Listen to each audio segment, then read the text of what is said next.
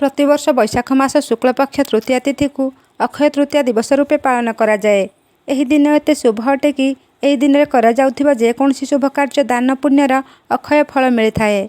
एही दिन करा जाउथिबा पुण्यर फल व्यक्ति सांगरे अक्षय होई रहे। एही दिन भगवान श्री विष्णुकर 10 अवताररू एक परशुराम अवतार प्रकट होइथिले।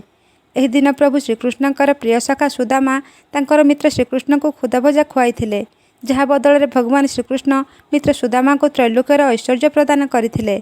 अक्षय तृतीया दिन ही माता गंगा भगवान श्रीहरि चरण कमलरू बाहरी देवदेव महादेव जटा देई एही धरापृष्ठरे प्रभावित होइथिले। एही दिन गंगा नदी में स्नान करने अत्यंत शुभदायक। जदि होई पारुनी तो घरे पानी किछि गंगा जल पकाई स्नान करि पारिबे। आम भारत हेउछि एक कृषि संपन्न देश, सेथि मध्यरु ओडिशा हेउछि अन्यतम। एही अक्षय तृतीया दिन चाषी भाई नूतन वस्त्र पिंधि अखिमुठी धरी बिलकु जाए। माता वसुधा को पूजा करी प्रथम अखिमुठी बिलरे पकाए आउ भल फसलर आशीर्वाद कामना करिथाए। अक्षय तृतीया वैशाख मासरे पड़ुथिबारु एही ऋतुरे अत्यधिक गुळुगुळी अनुभूत हुए। एही समय जलदान, शरबत देवा, वस्त्रदान, फलदान अत्यंत शुभदायक होइथाए। पंचु पांडवों पत्नी तथा प्रभु श्रीकृष्णकर अनन्य भक्त देवी द्रौपदी को एही अक्षय तृतीया दिन सूर्यदेवों ठारू एक अक्षय पात्र मिलिथिला। एही पात्रर विशेषता थिला कि एही गोटिए पात्रे जेतिकी परिमाण रे जहाँ भी रांधिले पूर्ण होई जाउथिला। सेथिरे रांधिथिबा खाद्य सारा पृथ्वीर सबु जीवंकर क्षुधा को मेंटिबार क्षमता थिला। सेथिपई ताकू अक्षय पात्र कुहा जाए।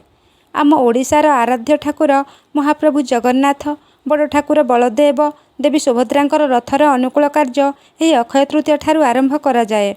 वृंदावन रे प्रभु बांक बिहारी मंदिर रे भगवान श्रीकृष्ण चरण कमल दर्शन वर्ष सारा मध्यरे एही अक्षय तृतीया दिन दर्शनर सौभाग्य मिलिथाए।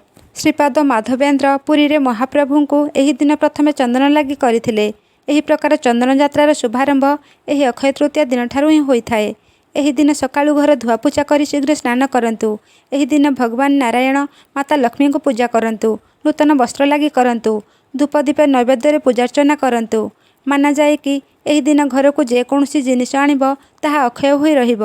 जदि धातु जिनिस किणी न पारुछंती भगवान को पाखरे केवल एतिकी प्रार्थना करंतु, प्रभु मो परिवार रे सबुबेले सुख शांति बजाय रहू, पिला माने निरोग रुहंतु, चरित्रवान हुअंतु। याठारु बलिधन कौन होई पारे। हरे कृष्ण महामंत्र जप करंतु। आपण एही दिन गछटिए निश्चिंत लगांतु। एहा द्वारा आपणकु अशेष पुण्यफल प्राप्ति हेबो।